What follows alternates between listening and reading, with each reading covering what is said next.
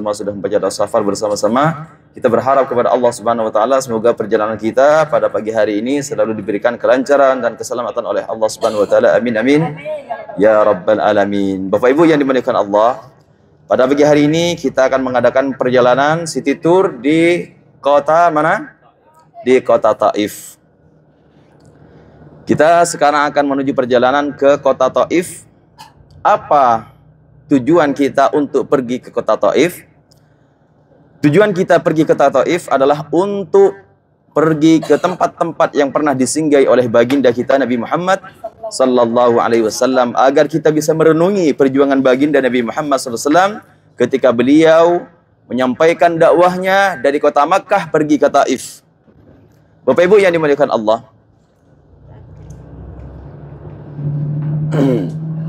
di kota Taif ini nanti kita akan mengunjungi beberapa tempat. Dan yang pertama yang akan kita kunjungi adalah Masjid Abdullah bin Abbas. Masjid siapa? Abdullah bin Abbas. Di masjid ini tidak hanya beliau yang dimakamkan, akan tetapi ada 3 orang yang sangat luar biasa, yang sangat mulia dimakamkan di tempat ini. Salah satunya adalah Abdullah bin Abbas. Dan yang kedua, ada ulama dari Fatani. Beliau merupakan mursyid yang mana ketika itu beliau meninggal, kemudian dimakamkan di kota Taif. Dan yang ketiga, ada saudara dari Sayyidina Husain dan Sayyidina Hasan. Jadi bapaknya Sayyidina Husain dan Sayyidina Hasan itu adalah Sayyidina Ali. Sayyidina Ali ini mempunyai istri yang bernama Sayyidah Fatimah. Fatimah ini merupakan putri dari baginda Nabi Muhammad sallallahu alaihi wasallam. Selama Sayyidina Ali ini beristri Sayyidah Fatimah, beliau dikasih keturunan, diberikan keturunan oleh Allah, yaitu Sayyidina Hasan dan Sayyidina Husain. Sayyidina Hasan ini meninggal karena diracun. Sayyidina Hasan dimakamkan di Baqi, dan kita alhamdulillah sudah mengunjungi kota Madinah dan kita sudah pergi ke Baqi, yang mana kita juga mengunjungi pemakaman Sayyidina Hasan, yang mana beliau merupakan cucu yang sangat dicintai oleh baginda Nabi Muhammad sallallahu alaihi wasallam. Dan Sayyidina Hasan punya saudara yang bernama Sayyidina Husain. Sayyidina Husain ini meninggal karena dipenggal kepalanya ketika berperang pada waktu itu. Sayyidina Husain kepalanya berada di Mesir, dimakamkan di Mesir, yang mana di Mesir ini ada namanya Masjid Husain. Di dalam inilah kepala baginda Sayyidina Husain dimakamkan, sedangkan jasad dari Sayyidina Husain itu dimakamkan di Karbala. Itulah cucu yang sangat dicintai oleh baginda Nabi Muhammad sallallahu alaihi wasallam. Bapak Ibu yang dimuliakan Allah, Sayyidina Husain dan Sayyidina Hasan ini merupakan salah satu keturunan Rasulullah yang memberikan keturunan dari baginda Nabi Muhammad SAW. Timbullah ada yang namanya Sayyid, ada yang namanya Habib, yang mana sekarang Habib ini sedang populer dibahas di Indonesia. Ada yang mengatakan Habib bukan keturunan Rasul. Udah viral itu. Akan tetapi kita tidak usah ikut-ikutan. Kita tidak usah ikut-ikutan. Karena apa? Karena ketika kita ikut-ikutan, takut nanti kalau kita mendukung bahwa mereka adalah benar keturunan Rasul, tapi pada kenyataannya semisal beliau bukan keturunan Rasul, maka kita juga akan termasuk orang yang zalim. Begitupun sebaliknya, ketika kita mengatakan bahwa mereka bukan keturunan Rasul, tapi pada kenyataannya mereka adalah keturunan Rasul, kita juga akan termasuk orang yang zalim. Oleh karena itu kita tidak usah ikut-ikutan. Kita tidak usah ikut-ikutan agar apa? Agar kita tidak termasuk kepada orang yang zalim. Dan Ustadz Adi Hidayat sudah menyampaikan dalam live-nya, beliau itu menyampaikan kita tidak usah ikut-ikutan. Karena apa? Karena ketika orang itu mengakui keturunan Rasul, tapi pada hakikatnya bukan keturunan Rasul, maka dia akan nanti dimasukkan ke neraka. Begitupun sebaliknya, ketika kita mengatakan bahwa mereka adalah bukan keturunan Rasul, akan tapi pada hakikatnya mereka keturunan Rasul, maka kita juga akan mendapatkan dosa juga. Oleh karena itu Bapak Ibu yang dimuliakan Allah, kita tidak usah ikut-ikutan. Kita kembali lagi kepada pembahasan Sayyidina Husain. Jadi pada waktu itu Bapak Ibu yang dimuliakan Allah, Rasulullah Muhammad SAW pada waktu di malam hari, Rasulullah ini sedih, menangis. Kenapa menangis? Karena ada malaikat Jibril datang kepada Rasulullah dan menyampaikan bahwa keturunan Rasulullah ini ada 5 orang yang mendapatkan kain kafan.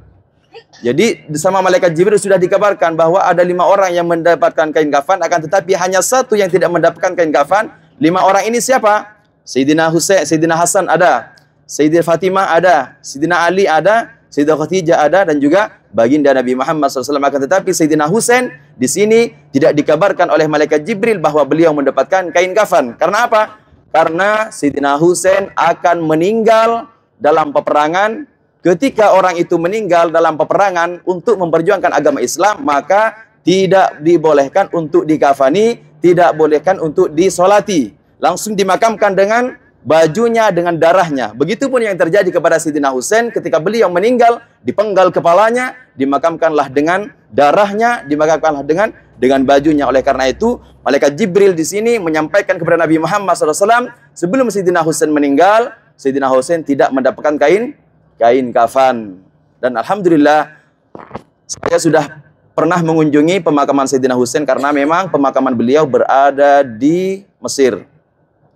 Bapak Ibu yang dimuliakan Allah, kembali lagi ke sejarah yang terjadi di Taif. Ya, jadi di sana itu ada 3 pemakaman yang sangat mulia, yaitu pemakaman siapa? Abdullah bin Abbas, kemudian putra dari Sayyidina Ali, dan juga ada ulama mursyid dari Fatoni. Dan kita yang menjadi tujuan utama, kita berkunjung ke Abdullah bin Abbas. Siapa Abdullah bin Abbas? Abdullah bin Abbas itu merupakan sepupuan dengan baginda Nabi Muhammad SAW, karena Abbas itu merupakan paman dari Rasul. Terus kemudian Abdullah bin Abbas di sini putra dari Abbas, dan juga ini dikatakan sepupuan dengan Rasulullah Muhammad SAW. Akan tetapi meskipun sepupuan ini, jarak dari umurnya jauh. Karena pada waktu itu Abdullah bin Abbas ini dilahirkan di Makkah. Jadi pada waktu itu ketika Rasulullah Muhammad SAW menyebarkan agama Islam di kota Makkah ini, Rasulullah diusir oleh orang Quraisy yang ada di sini, tidak disukai, bahkan dibenci, bahkan disakiti Rasulullah. Sehingga Rasulullah tinggal di sebuah lembah. Di situ ada juga orang tuanya Sayyidina Abdullah bin Abbas, dan disitulah Abdullah bin Abbas dilahirkan di lembah tersebut. Kemudian setelah dilahirkan, dibawa kepada baginda Nabi Muhammad SAW, dan didoakan oleh Rasulullah dengan doa, Allahumma faqihhu fiddin wa allimhu ta'wil. Wahai Allah, jadikanlah Abdullah bin Abbas ini orang yang ahli di dalam agama dan pintar di dalam ilmu tafsir. Dan doa Rasulullah Muhammad SAW ini dikabulkan oleh Allah Subhanahu wa taala, sehingga ketika Abdullah bin Abbas ini menjadi orang yang dewasa, beliau adalah orang yang sangat alim. Bahkan pada waktu itu Abdullah bin Abbas di sini sudah dikatakan mufti, bahkan Sayyidina Umar pun yang umurnya sangat jauh dengan Abdullah bin Abbas di sini masih meminta fatwa kepada Abdullah bin Abbas. Ketika ada permasalahan, Sayyidina Umar dalam hal apapun meminta fatwa kepada Abdullah bin Abbas. Padahal pada waktu itu Abdullah bin Abbas umurnya masih 13 tahun. Masih umur 13 tahun sudah alim, sudah bisa menafsirkan, sudah bisa menjawab segala hukum. Itu Abdullah bin Abbas, dan ini karena doa dari baginda Nabi Muhammad sallallahu alaihi wasallam. Bapak Ibu yang dimuliakan Allah, sejarah tentang Taif adalah tempat yang pernah dikunjungi oleh Rasulullah Muhammad sallallahu alaihi wasallam. Pada waktu itu Rasulullah di sini berdakwah di Makkah selama berapa tahun? Berapa tahun Rasulullah berdoa di Makkah, berdakwah di Makkah selama? Lupa. Ayo, siapa yang ingat? Tak kasih hadiah. 13 apa 12 apa 10? Si, tanyain hadiah. Siapa yang jawab kasih hadiah? Rasulullah Muhammad SAW berdakwah di Makkah. Ada dakwah di Mekah, ada dakwah di Madinah, ada dakwah di Taif. Di Mekah sampai beberapa tahun, di Madinah sampai beberapa tahun, di Taif cuman beberapa hari. Di Mekah berapa tahun? 10 tahun. Di Madinah berapa tahun? Enggak dapat hadiah ini. Di Mekah Rasulullah berdakwah selama 13 tahun. Di Madinah selama 10 tahun. Di Taif selama 10 hari 10 malam. Gimana? Jadi itulah perjuangan baginda Nabi Muhammad sallallahu alaihi wasallam. Jadi di Mekah Rasulullah ini berdakwah selama berapa tahun? 13 tahun. Di Madinah selama 10 tahun. Di Taif selama 10 hari 10 malam. Itulah perjuangan baginda Nabi Muhammad sallallahu alaihi wasallam. Nah, di sini kita menimbulkan pertanyaan, kenapa Rasulullah kok bisa sampai berdakwah ke Taif, kok tidak berdakwah di Mekah saja? Karena pada waktu itu orang penduduk Mekah di sini sudah tidak suka dengan Rasulullah, sudah membenci Rasulullah. Bahkan Rasulullah pun ingin dibunuh. Kenapa? Karena orang-orang yang berada di Mekah tidak suka dengan ajakan Nabi Muhammad sallallahu alaihi wasallam. Kalau kita punya masalah Bapak Ibu, pasti tempat curhatan kita itu adalah bapak kita atau ibu kita atau paman kita. Akan tetapi ketika pada waktu itu ketika Rasulullah diusir oleh orang penduduk Mekah, tidak disukai, bahkan dibenci, bahkan ingin dibunuh, siapa yang menjadi tempat curhatnya Rasulullah Muhammad SAW? Apakah beliau curhat ke ayahnya? Tidak. Karena ayah Rasulullah Muhammad sudah meninggal ketika beliau berada dalam kandungan. Apakah beliau curhat kepada ibunya? Tidak. Karena ibunya meninggal ketika beliau berumur 4 tahun antara 5 tahun. Kemudian Rasulullah Muhammad SAW hanya yang mendukung beliau adalah pamannya Abu Talib. Siapa? Abu Talib. Akan tetapi dengan berjalannya waktu Abu Talib juga meninggal dunia. Tidak ada yang mendukung baginda Nabi Muhammad sallallahu alaihi wasallam. Ketika pada waktu itu Rasulullah Muhammad SAW merasa sedih. Kenapa? Karena orang-orang penduduk Makkah tidak suka dengan baginda Nabi Muhammad sallallahu alaihi wasallam. Oleh karena itu Rasulullah di sini dapat kabar bahwa di Taif itu adalah tempat yang subur. Buah-buahan banyak di sana dan Rasulullah meyakini bahwa dakwahnya Rasulullah akan diterima ketika beliau berdakwah di Taif. Akan tetapi apa Bapak Ibu yang terjadi ketika Rasulullah Muhammad SAW pergi ke Taif? Ketika sampai ke Taif, apakah beliau disambut dengan tola al-badru alaina? Apakah beliau disambut dengan senyuman? Apakah beliau disambut dengan gembira oleh ahli Taif? Tidak. Akan tetapi ketika baginda Nabi Muhammad SAW sampai ke Taif, beliau dilempar dengan batu, beliau dilempar dengan kotoran unta. Kenapa? Karena mereka tidak suka dengan ajakan baginda Nabi Muhammad sallallahu alaihi wasallam. Itulah perjuangan baginda kita Nabi Muhammad sallallahu alaihi wasallam. Itu demi siapa? Demi kita umatnya Bapak Ibu. Perjuangan baginda Nabi Muhammad sallallahu alaihi wasallam sangat luar biasa. Ketika Rasulullah sampai ke Taif, Rasulullah disakiti oleh penduduk Taif. Rasulullah itu ketika sampai ke Taif ingin bertemu dengan 3 orang. Yang pertama adalah Abdullah Yali, kemudian Habib, kemudian ada salah satu ini termasuk keturunan Umar. Dan ketika Rasulullah Muhammad SAW ketika sampai di Taif, beliau ini beranggapan akan disambut oleh Bani Thaqifah, oleh orang-orang penduduk Bani Thaqifah. Akan tetapi yang terjadi ketika Rasulullah Muhammad SAW sampai di sana, Rasulullah malah disakiti. Rasulullah dilempar dengan batu, dilempar dengan kotoran unta, sehingga akhirnya Rasulullah Muhammad SAW beristirahat di sebuah kebun kurma. Ada yang mengatakan sebuah kebun anggur, yang mana kebun anggur ini punya majikannya Zaid bin Addas, majikannya Addas. Jadi pada waktu itu yang menjaga kebun inilah Addas. Addas ini merupakan budak pada waktu itu, yang mana beliau itu dipekerjakan untuk menjaga kebun tersebut. Kemudian setelah Rasulullah Muhammad SAW beristirahat di sebuah kebun, bertemu dengan Addas.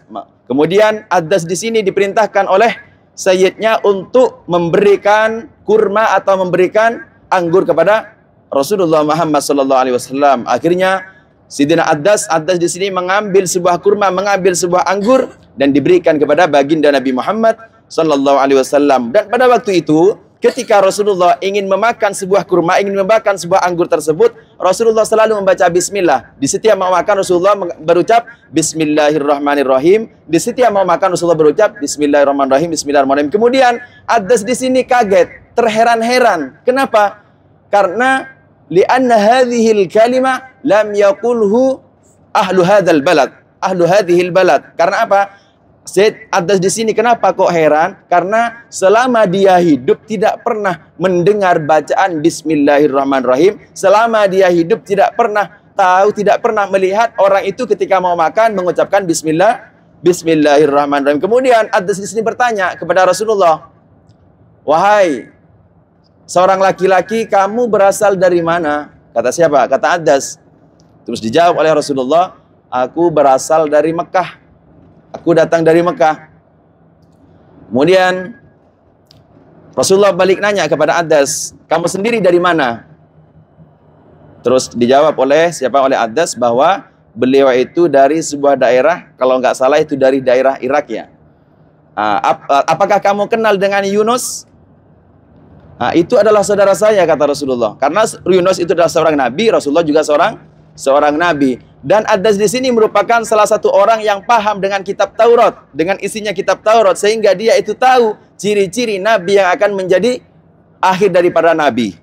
Dan di dalam kitab Taurat itu disebutkan bahwa pada akhir nanti akan ada seorang akhir daripada nabi yang mana namanya juga Muhammad. Kebetulan kepada waktu itu ketika Addas bertanya kepada Nabi Muhammad ciri-ciri kenabiannya sudah nampak di Nabi Muhammad SAW.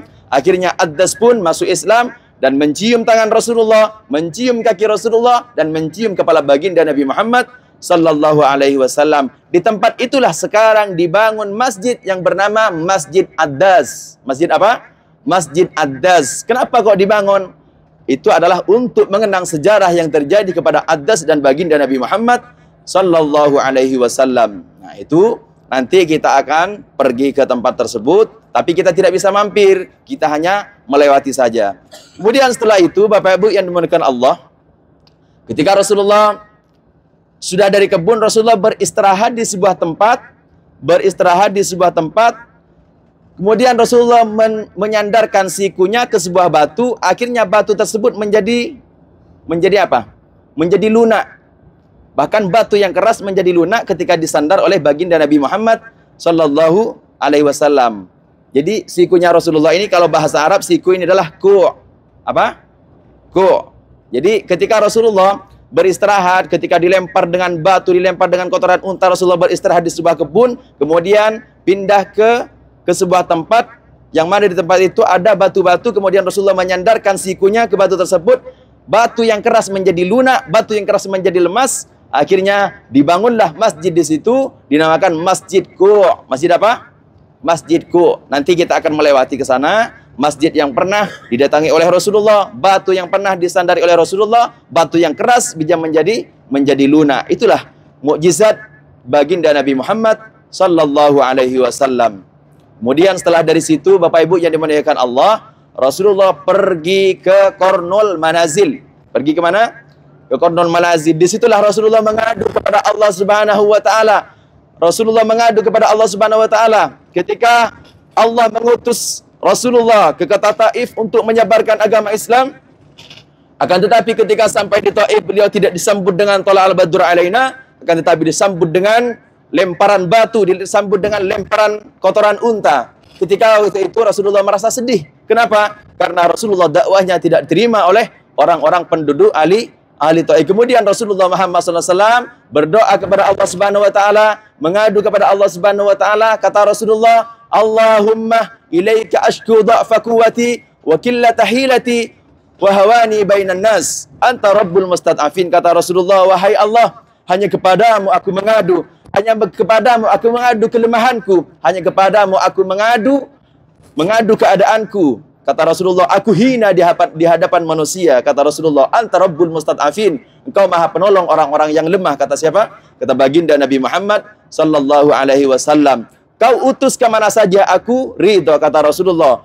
Aku disakiti, aku ridho. Kata Rasulullah. Malam taghdab alayya, selama engkau tidak marah kepada aku. Kata siapa? Kata baginda Nabi Muhammad SAW. Diutus, dilempar dengan batu, dilempar kotoran unta, Rasulullah ridho. Diutus, dicaci maki, Rasulullah ridho. Malam taghdab alayya, selama engkau ya Allah tidak benci dan tidak marah kepada aku. Kata siapa? Kata baginda Nabi Muhammad sallallahu alaihi wasallam. Itulah curahan baginda Nabi Muhammad kepada Allah Subhanahu wa taala ketika beliau dilempar dengan batu, ketika beliau dicaci maki oleh orang-orang penduduk ahli Taif. Bapak Ibu yang dimuliakan Allah. Kemudian setelah dari Qarnul Manazil, Rasulullah kembali ke Makkah. Turunlah malaikat Jibril alaihissalam dan mengabarkan bahwa Nabi Muhammad sallallahu alaihi wasallam di sini ketika selesai dari Taif akan diterbangkan ke langit untuk dikabarkan sholat 5 waktu. Dan sebelum itu Rasulullah dibelah dadanya, dibersihkan oleh oleh malaikat. Dadanya dibelah disebabkan oleh malaikat. Kenapa? Karena ingin berjumpa dengan Allah Subhanahu wa taala. Kemudian setelah itu Allah Subhanahu wa taala, Rasulullah bertemu dengan Allah di langit ketujuh. Kita bayangkan Bapak Ibu, kita bisa mengambil hikmah dari peristiwa tersebut bahwa ketika ada ujian pasti ada sebuah hadiah dari Allah Subhanahu wa taala. Rasulullah ketika diuji di Taif, Rasulullah sabar. Ketika dilempar dengan batu, Rasulullah sabar. Ketika dilempar dengan kotoran unta, Rasulullah sabar. Akan tetapi dengan kesabaran tersebut, Rasulullah Muhammad SAW dikasih hadiah oleh Allah, yaitu bertemu langsung dengan Allah Subhanahu wa taala. Bapak Ibu yang dimuliakan Allah, sebelum kita sampai ke Taif, mari kita baca salawat terlebih dahulu biar semuanya semangat. Oke? Ya.